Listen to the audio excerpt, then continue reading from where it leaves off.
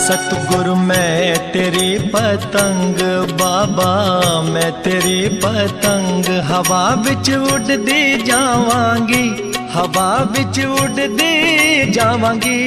साइया डोर हथों छड़ी ना मैं कटती जावांगी। सतगुरु मैं तेरी पतंग बाबा, मैं तेरी पतंग।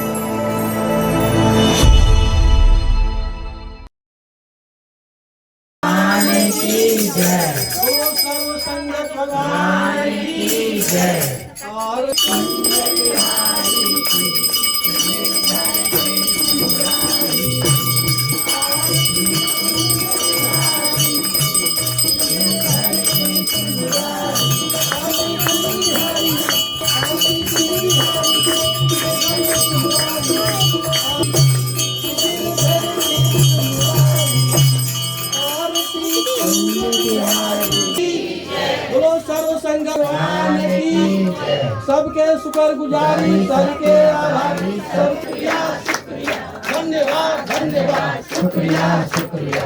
हर हर महादेव, हर हर।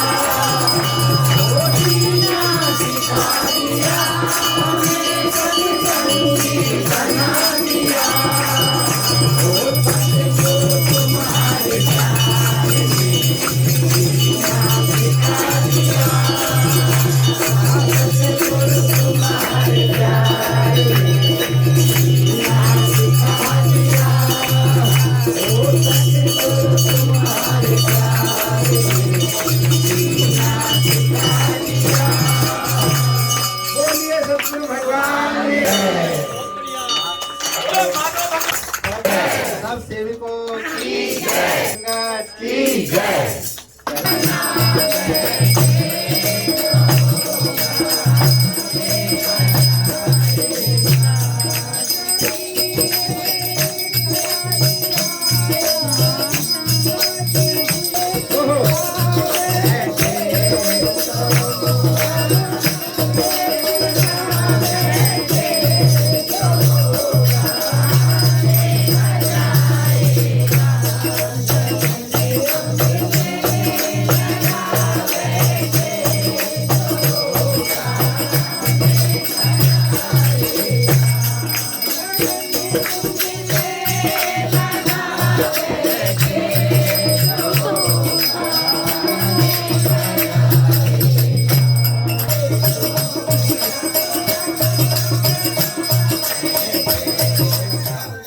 और डॉक्टर के लिए ले जाने के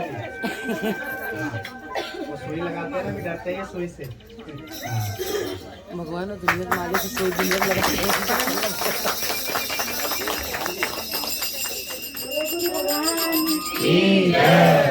माता की जय, भगवान की जय, राधे रानी की जय, संगत की जय।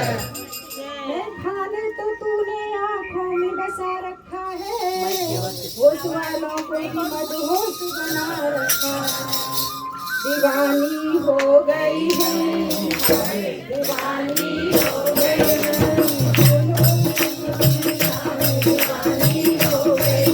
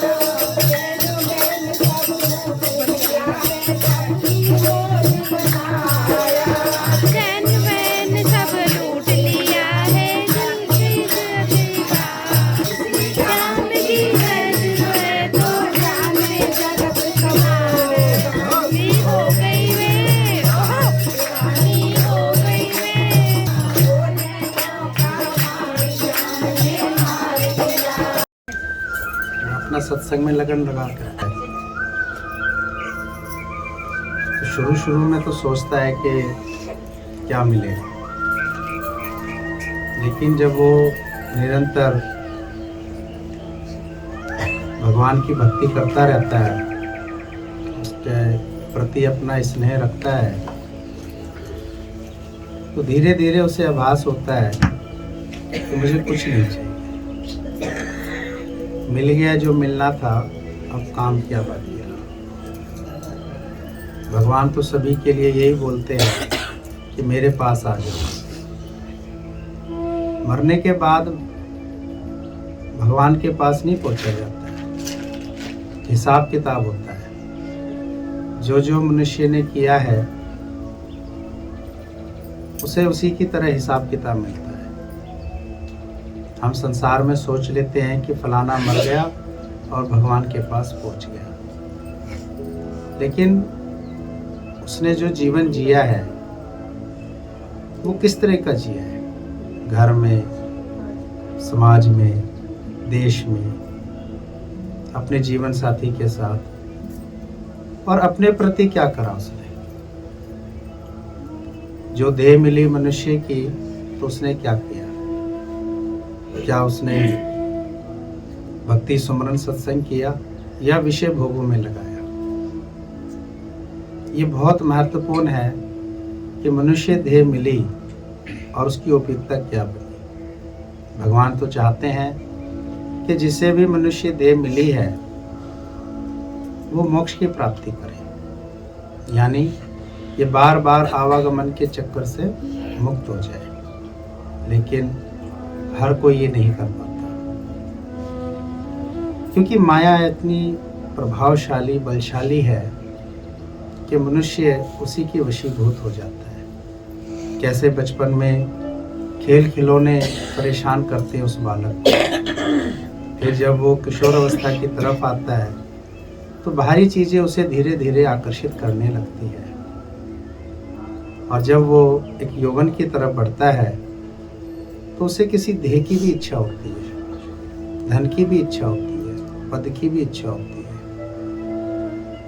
फिर ना जाने उसे क्यों भविष्य की चिंता होने लगती है। कितने आराम से मनुष्य के शुरुआत के 15 वर्ष निकल जाते हैं, उसे कोई चिंता नहीं रहती भविष्य की, लेकिन जैसे 22-23 वर्ष 25 वर्ष तक वो पहुँचता है तो भविष्य की चिंता उसे परेशान करती है, क्योंकि बाहरी संसार में उसे ये बताया जाता है कि धन होगा तो सुखी होगा, कोई पद होगा तो सुखी होगा, तेरा व्यक्तित्व बढ़ेगा, तेरा परिवार चलेगा।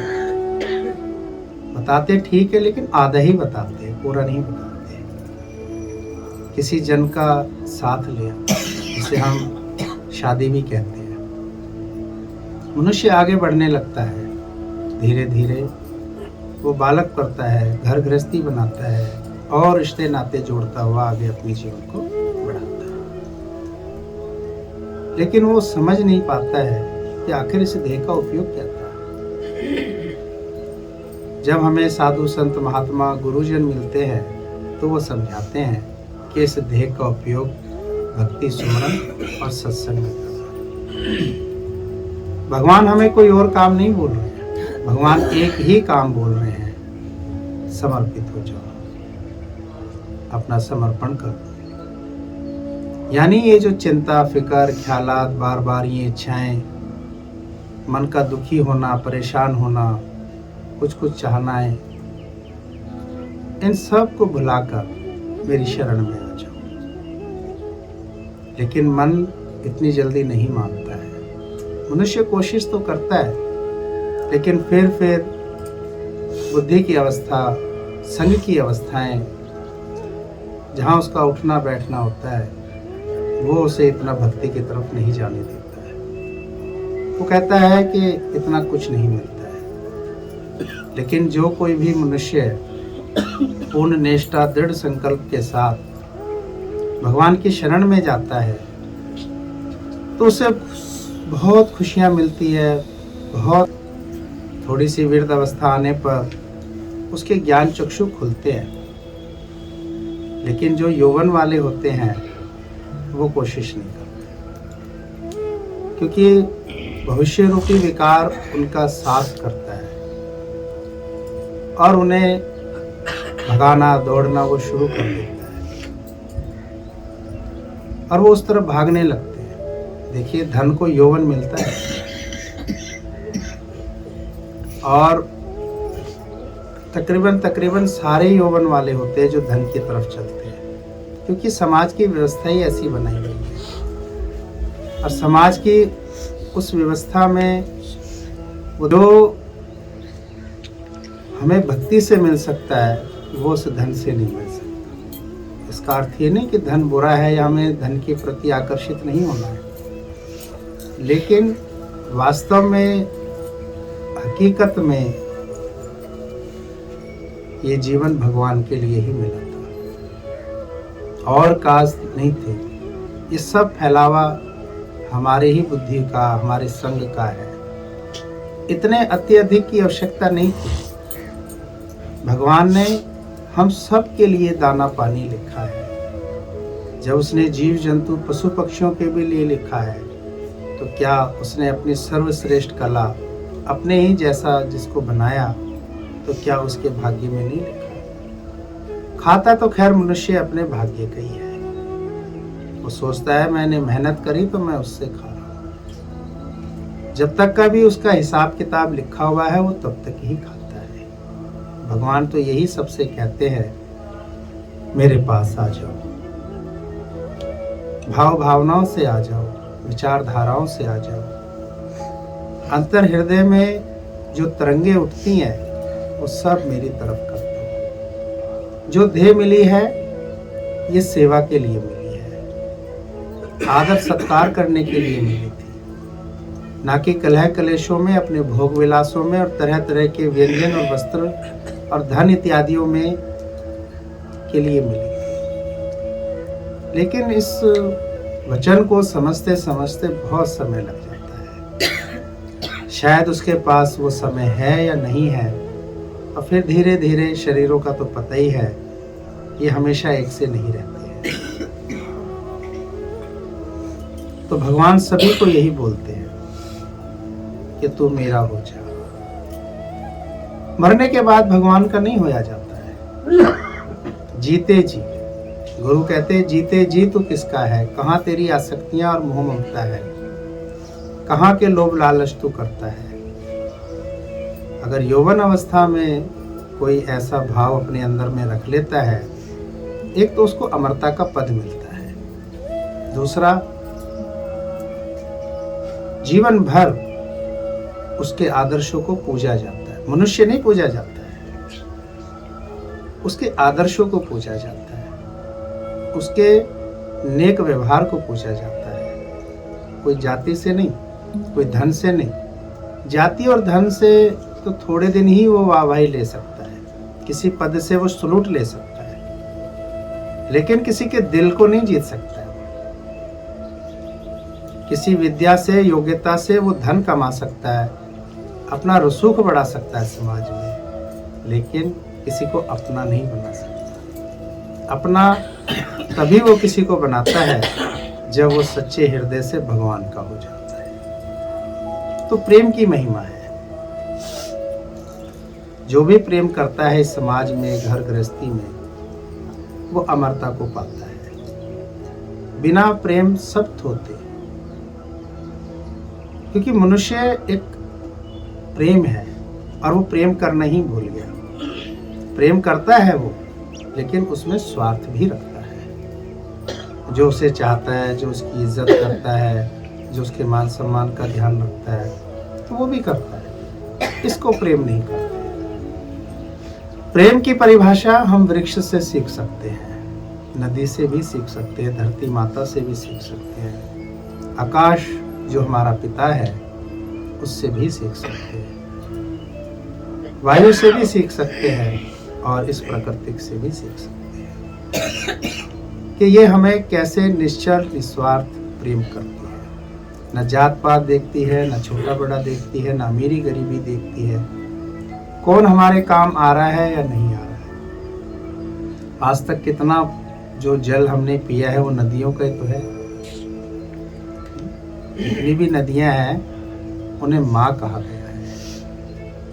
और कितने कदम हम रोज धरती माता पर चलते हैं, बदले में वो हमसे कुछ नहीं चाहती। आज ये आकाश तुल्य जो पिता की जो छत्र छाया हम सब पर है, कोई विरला ही है जो उसका धन्यवाद करता है। कैसे ये वायु देवता हर समय हमारे अंग संग रहता है। हम कह रहे हैं कि हम वायु ले रहे हैं, शक्ति भगवान की है। हम खाना खा रहे हैं, था किसका। हम इतना सब कुछ करते हैं, बुद्धि किसकी है। जो कोई भी ये विचारधाराएं अपने अंदर में रखता चला जाता है वो भगवान का हो जाता है। तो भगवान का होना ही था हमें, लेकिन हो गए हम यहाँ के। भगवान का ही होना था। जैसे बालक घर का ना होके बाहर वालों का जल्दी हो जाता है और अपने माता पिता घर गृहस्थियों को भी छोड़ देता है। 99% बुराइयां गलतियां वो बालक कहाँ सीख के आए। माता पिता नहीं सिखाते हैं, वो तो उस पर निगरानी रखते हैं, उसे समझाते रहते हैं, उसके लिए सही व्यवस्थाएं भी करते हैं, लेकिन मन माया ही ऐसी है। गलत रास्ते बुराइयों की तरफ बहुत जल्दी चला जाता है। इसमें पुरुषों को माफी दी हुई है, महिलाओं को नहीं दी। अगर महिलाएं तनक भर भी कोई गलत काम करती हैं या गलत खान पान इत्यादियों में जाती है या टाइम बे टाइम होता है, तो उनके लिए बड़े कठोर प्रतिबंध है। लेकिन पुरुषों को थोड़ी छूट मिली हुई है इसमें, तो इसलिए पुरुष इस तरफ ज्यादा बढ़ जाते हैं और वो इतने आगे चले जाते हैं कि उनका लौटना बहुत मुश्किल हो जाता है। स्त्रियां शुरू से प्रतिबंध में रहती हैं तो वो नहीं जा पाती हैं। लेकिन फिर भी दोनों तो नहीं समझ पाए ना कि जीवन किस लिए मिला था। समझने के लिए सभी मनुष्यों को साध संगत में बैठना होगा, मन मुने भाव होकर वचनवाणी सुननी होगी, ताकि उसकी सुध जग जाए, उसके अंतर हृदय की भावनाएं जाग जाए और एक बार चेत जाग जाए कि आया था तू जगत में किस लिए। ये नहीं है कि शरीर की वृद्धावस्था आएगी तो हम ऐसे एक मॉल में जाके बैठे, समय कहाँ चला गया। अगर हमें 500 किलोमीटर की यात्रा करनी है तो टिकट भी 500 किलोमीटर वाला ही लेना पड़ेगा, तो ही हम वहां तक पहुंच सकते। अगर हमने 50 किलोमीटर वाला टिकट ले लिया या ईंधन वाहन में डाल लिया तो नहीं पहुंच सकते।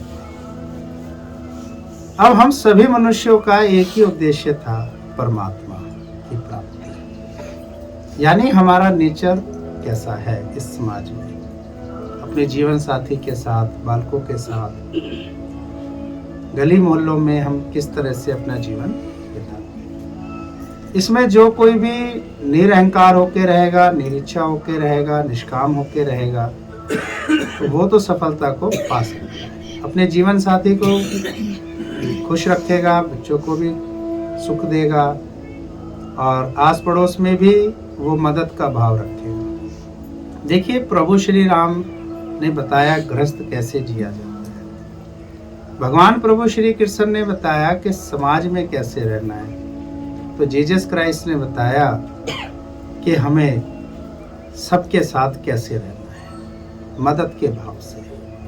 वो मदद के देवता माने गए, इसलिए उनका नाम मसीहा पड़ा। वो बिना भेदभाव के सबकी मदद करते, यानी हम इनके जीवनों को देखें और इन्होंने जो जीवन जिया वो मनुष्य देह में जिया और मनुष्य देह में रहकर इन्होंने वो मुकाम पाया जिसे हम भगवान कहते हैं। तो भगवान कैसे बना जाता है? अच्छे नेक कर्म करके, अच्छे आचरण, अच्छे विचार रखकर। और ये सभी बन सकते हैं, ये हमें महापुरुषों ने सिखाया है। जो कोई भी आत्मा परमात्मा जैसे आचरण विचार रखती है, व्यवहार रखती है, मदद करती है, प्यार करती है, घर गृहस्थियों में मर्यादा की तरह रहती है, समाज में वो कृष्ण धारा की विचारधारा से रहते हैं, तो वो भगवान ही होते हैं। जब सिद्धार्थ बुद्ध बने तो फिर वो भगवान भी बन गए। बने वो अपने त्याग और वैराग से और अपने उद्धार हृदय से। उन्होंने उदार हृदय रखा, किसी से कुछ नहीं चाहा, करुणा का भाव रखा। तो सिद्धार्थ से वो बुद्ध कैसे बने? वो प्रेम करने से बने। जो कोई भी प्रेम करता है तो वो धीरे धीरे भगवान नाम से जाना जाता है। तो भगवान जो बनाया जाता है वो शुद्ध मन से बना जाता है। जो कोई भी शुद्ध मन रखता है। अच्छा, आप बताइए, डॉक्टर कैसे बनते हैं? घर में सोते रहें, कहीं भी घूमते रहें, कुछ भी करते रहें, किताबें कहीं फेंक दें, कॉलेज ना जाएं, कोर्स ना करें, तो नहीं बन सकते। तो बड़ा सरल प्रश्न है कि भगवान कैसे बनते हैं। मन अंतर की करो सफाई, जब देखो तो प्रीतम ही प्रीतम दिखता है। इसके लिए मन साफ चाहिए और इन विचारधाराओं का जहाँ एक जगह मिश्रण आ जाता है तो वहां पर एक शब्द आता है भगवान, जिसमें काम, क्रोध, लोभ, मोह, अहंकार नहीं होता, राग द्वेष नहीं होता, डर भय चिंता नहीं होती, भोग विलास नहीं होते, और जो जीवन में उसके बीत रहा है वो कहता है अच्छा है, बहुत अच्छा है। प्रभु श्री राम जी ने कभी नहीं कहा कि माता कैकेयी बुरी है। एक यही आचरण उन्हें राम से श्री राम तक ले गया। इसी प्रकार सिद्धार्थ ने भी कभी नहीं कहा कि मेरी काकी बुरी है। उसने कहा मेरी माता से भी बढ़कर मेरी काकी है, जिसने मुझे संत साधु बनने में मदद करी। तो ये इनके आचरण थे इस तरह से। जीसस क्राइस्ट को इतने पत्थर लगे तो उसने कहा, हे ईश्वर परमपिता, आप सबको माफ कर दो। इन्हें नहीं पता ये सब क्या कर रहे हैं। और जिसने फांसी तक पहुंचाया, शूली तक पहुंचाया, पत्थर तक लगने तक पहुंचाया, ऐसे महान संत शिरोमणि जीसस क्राइस्ट आज वो पूजे जा रहे इस धरती पर। करोड़ों करोड़ों अरबों अरबों उनकी अनुयायी हैं। आज हर गली मोहल्ले में चर्च हैं। इसके पीछे कारण है उनका प्यार, अपनापन। उसी मनुष्य को निवाला खिलाया जिसने उन्हें शूली तक पहुंचाया। इसके लिए बहुत बड़ा हृदय करना पड़ता है और ये सब में क्षमता है। ऐसा नहीं कि सब नहीं कर सकते। जिस किसी को भी मनुष्य की देह मिली है वो ये कर सकता है। इसमें नुकसान कुछ नहीं है। हमारा जो जन्म मिला था वो इसीलिए ही मिला था, प्रेम, उदारता, करुणा और मिठास। संसार वाले तो बहुत बताते हैं, ये करना है, वो करना है, ऐसे करना है, वैसे करना है, लेकिन भगवान कहते हैं बस एक ही करना था, तुझे गुरु का होना था। और जो भी उसका हो जाता है भगवान उसके ही हो जाते हैं, क्योंकि गुरु के पास क्या है? भगवान। उसके पास यही है। जैसे माँ के पास जब बच्चे आते हैं तो माँ के पास ममता भरा प्रेम है। उसका बालक समाज की नज़र में कैसा भी है, लेकिन उस माँ की नज़र में वो बालक, उसका प्रेम, प्यार है, उसके हृदय का टुकड़ा होता है। इसी प्रकार जो गुरु है वो एक माँ है। उसके पास जो भी आता है वो उसे कहते हैं तू भगवान का हो जा। किसी का मत हो यहाँ पर, सिर्फ और सिर्फ तू मालिक का बन, उसी का ध्यान और स्मरण और उसकी स्तुति कर, चाहे यौवन वाला हो, चाहे बालक हो या फिर तो। लेकिन मन यौवन वाले को नहीं बैठने देगा। बालक को उसने छोड़ा है थोड़ा, लेकिन यौवन वाले को नहीं छोड़ता। वृद्ध वाले को भी फिर वो धीरे धीरे छोड़ देता है। पर जो यौवन अवस्था में आ जाता है, वैसे तो किसी भी उम्र में आ सकते हैं, और इसके लिए बहुत नहीं, क्षण मात्र की मेहनत है। सिर्फ क्षण मात्र की, जितनी चेक में सिग्नेचर करने में कितना टाइम लगता है। कभी पेपर करे जिसने भी अथॉरिटी गया है तो कितना टाइम लगा। और घर वाले कहते हैं बस पिताजी आपको ना सहन करना, बाकी सब काम हुआ पड़ा है, हमने सारे काम कर दिए हैं, बस आपको जाना है और आना है। और आपको जाने आने की भी दिक्कत नहीं है पिताजी, गाड़ी करी हुई है, बस आपको बैठना है और आ जाना है, बस आप ये कर दीजिए। उसके जीवन पर्यंत के कमाई हुई कमाई कितनी देर में हो जाती है किसी की? बहुत टाइम लगता है। बोला लाइन में भी नहीं लगने देंगे, बात हो गई है वकील से। बोला आप पिताजी को ले आओ, पैसे बैठे हुए जज साहब। और रास्ते में फोन भी करते हैं, हाँ जी वकील साहब, हाँ आ गए पिताजी, बस रेड लाइट पार कर रहे हैं, जा जाइए, बस जज साहब उठने वाले हैं, पर जल्दी आ जाइए थोड़ा सा। तुरंत गए, करा। देखा पिताजी, हम तो कह रहे थे ना टाइम नहीं, पर पिता के हृदय से पूछो, टाइम बहुत लगा था, टाइम बहुत लगा था इसको कमाने में, लेकिन हो जाने में टाइम नहीं। तो माया वाले तो बोलते हैं बहुत मेहनत लगेगी ठाकुर जी को संभालने में, हो गया, डरा दिया मैंने, कर लो।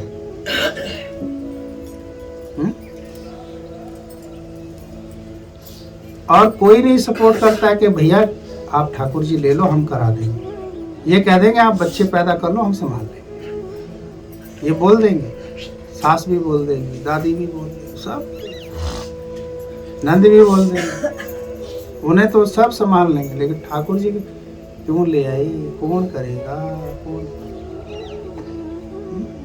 कैसे होगा, क्या होगा। इतने बड़े जहान को चला रहा है वो मुझे भी चला रहा है। तो उनकी सेवा के लिए तो भक्ति का भाव चाहिए, प्रेम का भाव चाहिए। किसी का इंतजार मत करो।